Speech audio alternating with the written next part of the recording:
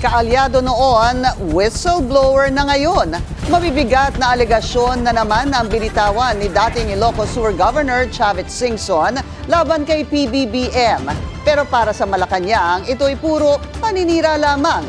Ang detalye sa agenda report ni... Ayan na, Alam nila kasi napapalapit na yung impeachment laban dito kay Sara Duterte. Diba? Kaya si Chavit gumagalaw na.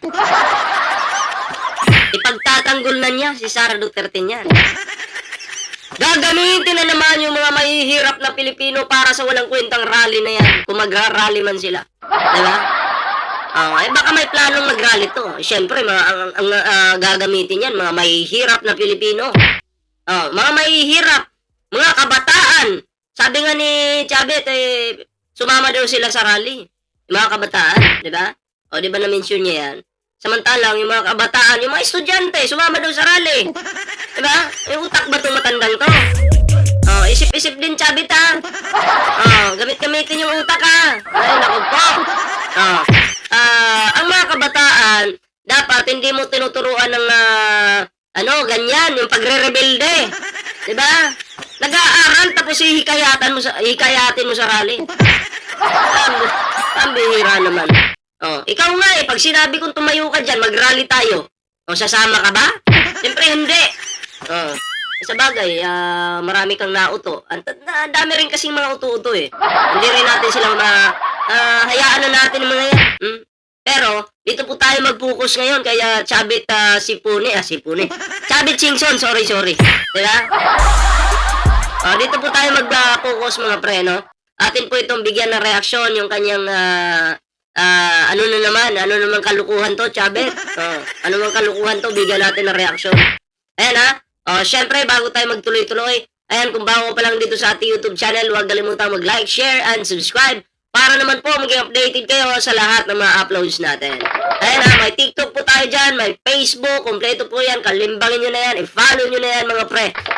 I-mikos nyo na yan, insan. Tuloy natin. Hannity.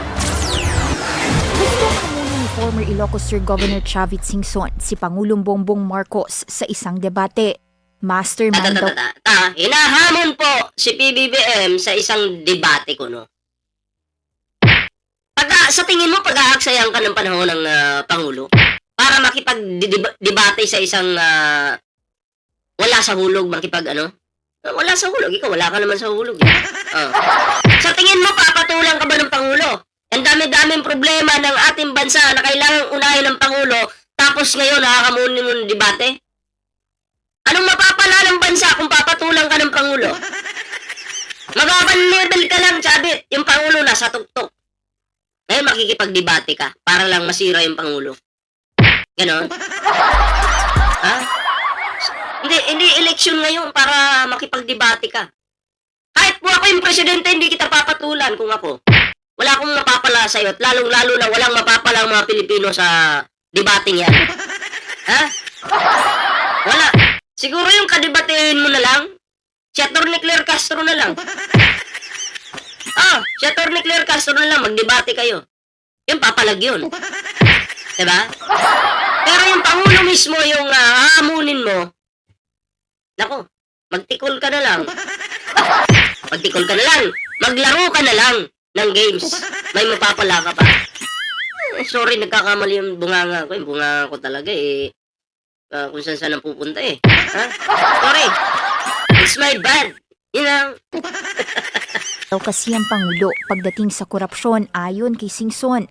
At anytime soon, posible raw ang pagpapatalsik sa kanya. Ang advice ko sa my former friend, Anytime soon, posible daw ang pagpapatalsik sa kanya. Noong 2024 niyo pa yan sinasabi 2026 na ngayon, move on na mga tanga. Mga dinis! Lalong-lalo na. Etong si Chavit. Sorry Hindi naman kasi pang matalino yung sinasabi mo. Diyan pantanga talaga yan. 2024. Sinimulan nyo yan na anytime pwede naman patalsik yung Pangulo. Kasi bangag, kasi ganito, ganyan. Nako. 2026 na ngayon. Tulog ka pa rin, Chavit. Gising-gising din. dapat sumuko na siya.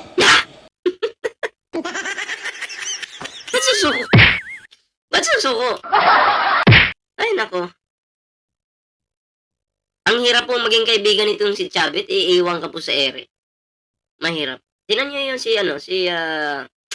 yung tatay ni Jinggoy. Hirap Estrada. Oh. Diba? Biglang nilaglag. Mas maganda kung sumuko sa pulis o sa military, wala kang ligtas dito.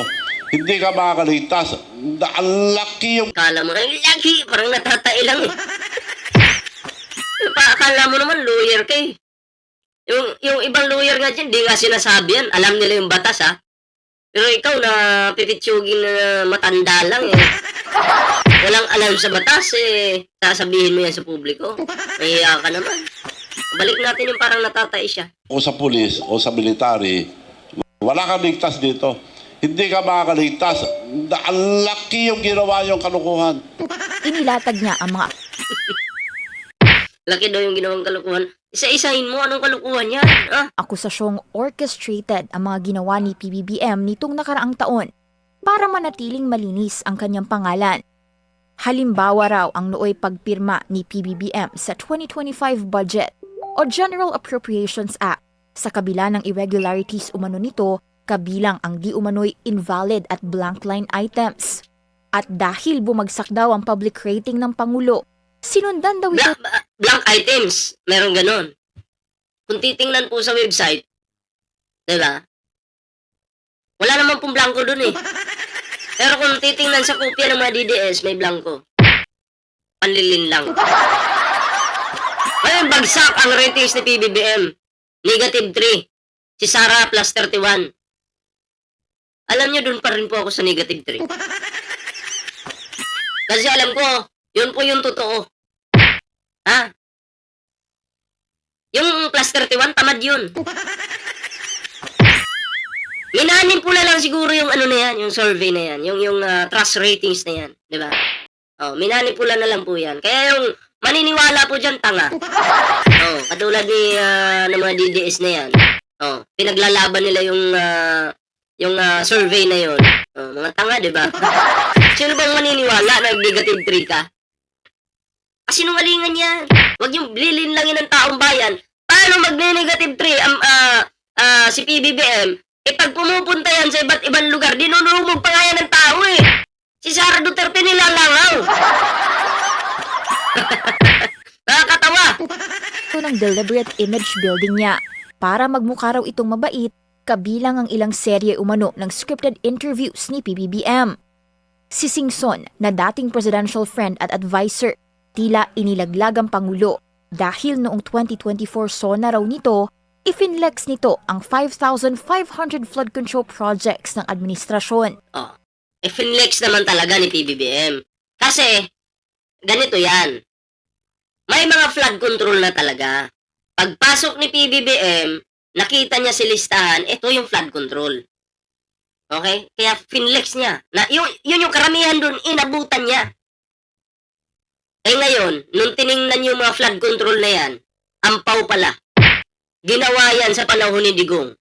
Pinagmalaki ni PBBM. Akala ni PBBM sulid. Hindi naman pala sulid. Ampaw pala. Tinipid yung mga materyales.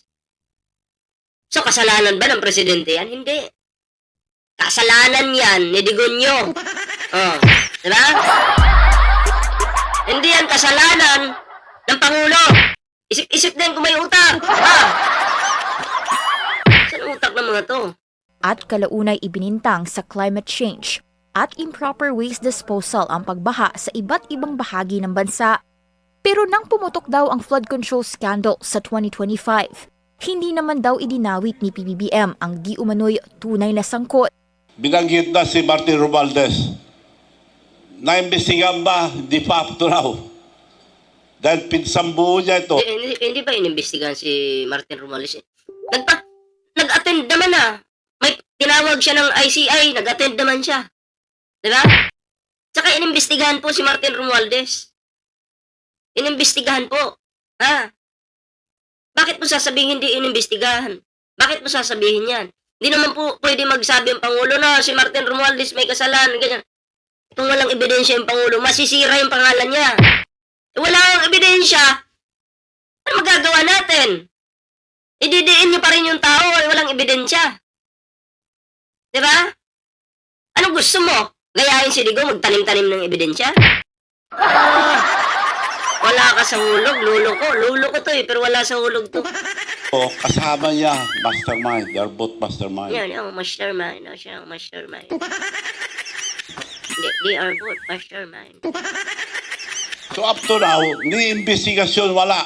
Humarap na noon si former Speaker Martin Romualdez sa ICI at bahagi siya ng pinakakasuhan sa Ombudsman. Kasunod ng mga aligasyon tungkol sa pagtanggap ng di umano'y kickback sa infra projects. Una nang ibinahagi ni Singson na talamak daw ang tila maanumalyang proyekto sa Ilocos Region, ang balwarte ng pamilya Marcos. May mga paborito raw itong kontratista, pero kapag sinilip ang Siyempre, mga kahit proyekto ako, ay tila O kahit ako maghanap talaga ako ng magaling na kontratista. Kung magaling siya, magiging paborito ko yan.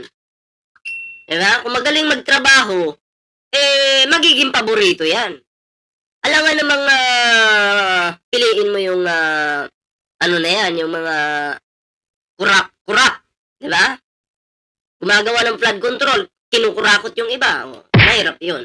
Pero madali lang magsabi na talamak yung nakawan sa baluarte ng mga Marcos. Okay? Pamilyang Marcos. Mahirap kung wala kang ebidensya. Madaling magsalita eh. Madaling manira. Pero ang ebidensya, kumusta? ghost o substandard naman. Hindi lang si PBBM ang inatake ni Singson. Si Palace Press Officer at Undersecretary Claire Castro, dati na raw attack dog ng Pangulo, pero kalaunay inappoint naman bilang USEC. After Ang Pangulo kasi, kahit bumabanat noon si Atty. Claire kay PBBM, hindi po siya namimersonal. Nakitaan niya si Atty. Claire Castro kung gaano siya kagaling magtrabaho. Trabaho lang, walang personalan. Ganun lang naman. Diba? Ang Pangulo kasi hindi marunong magtanim ng galit. Hindi marunong magtanim ng galit yan. Basta nakita niya na ito ay magaling, makakabuti naman sa bansa yung kanyang ginagawa, walang problema. Hindi atakdog yung tawag doon. Trabaho yun, sabit. Sabit ka talaga eh. 13 days lang, yung last na banat niya kay BBM. After 13 days, Claire Castro was appointed USEC of the Presidential Commission Communication Office with a budget of 2.4 billion. Nagbago na. Pwede sampal yan sa inyo. Pero maganda, sampal sa inyo yun. Atakdog pa rin, pero tuta na ni Marcos. Agarang Ikaw naman, tuta ni si Jinping. Tuta ni Digong, tuta ni Sara. Matandang tuta. ang sagot ng Malacanang. Tila pinipilit na lang daw dumihan ng mga nagawa at plano ng Pangulo. Alam na raw ng taong bayan ang pagkakaiba ng isang totoong makabayan sa isang gusto lang iangat ang bansariling kapakanan. Hindi raw nagpapakabayani si PBBM ayon kay Castro at obligasyon nitong linisin ng gobyerno. Pero dahil marami na raw naaapektuhan sa aksyon ng Pangulo, tila may mga gumagawa na lang daw ng mga kwento para Para siraan yung Pangulo, para makuha yung kanilang posisyon at pumalit si Lustay. Ganun lang yun. Ako po. isak siya. Yan ay matapos hindi makinabang at hindi mapagbigyan ng iilan sa kanila. Kaya raw pinipili ng mga ito manira. Una nang isiniwalat ni Singson ang pag-atras sa suporta sa Marcos administration sa kabila ng pagtulong nitong manalo si PBBM sa eleksyon. Tila kinalimutan na raw kasi siya ng Pangulo at Buti nga, lumayo sa'yo yung Pangulo eh. Baka mamaya pag nakadikit ka na sa Pangulo, bigla mong ilaglag. Buti na yan, sinipa ka ng Pangulo. hindi nabigyan ng director level position ayon sa kanyang mga pahayag noong 2025. Tiniming ng dating gobernador ang kanyang mga paratang sa 2026 sa pagpatak ng 40 years matapos ang ouster ng ama ni PBBM na si Marcos Sr. noong 1986. Hihintayin daw ni Singson ang pag-aproba ng palasyo tungkol sa hamon niya sa debate. Kasabay nito, balak din ng dating presidential friend ang pagkasa ng one-time big-time rally para ipanawagang labanan ng korupsyon at anyayahan ng ilang mga grupong dumalo. Oh, one time, big time rally. Nananawagan na sila na sana magpagamit kayo, magpauto kayo. Ha? Isasalang kayo dun sa initan, sa malapit sa disgrasya, mamaya may magpasabog dyan ng granada. Di ba, isacrifice kayo. Naku. Eh, gusto niya yan, sige, sumama kayo. Alam niyo naman yung mga kalaban ni PBBM, kayang mag-sacrifice ng kanilang kakampi. Diba? Para sa agenda, Hannah So kayo mga pre, anong reaction niyo dito? Comment down below para naman po mabasa natin yung inyong mga komento, mga reaksyon. Ayun O, syempre, no, bago tayo magtapos, no, sa ating video ngayon, ayan, kung bago ka pa lang dito sa ating YouTube channel, huwag kalimutang mag-like, share, and subscribe para naman po maging updated kayo sa lahat ng mga uploads natin.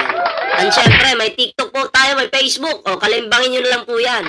Ayan, tayo po'y magpapaalam muna pansamantala. Ingat po lahat at magandang araw, magandang gabi, magandang tanghali, magandang hapon po sa iyo lahat. Ingat po.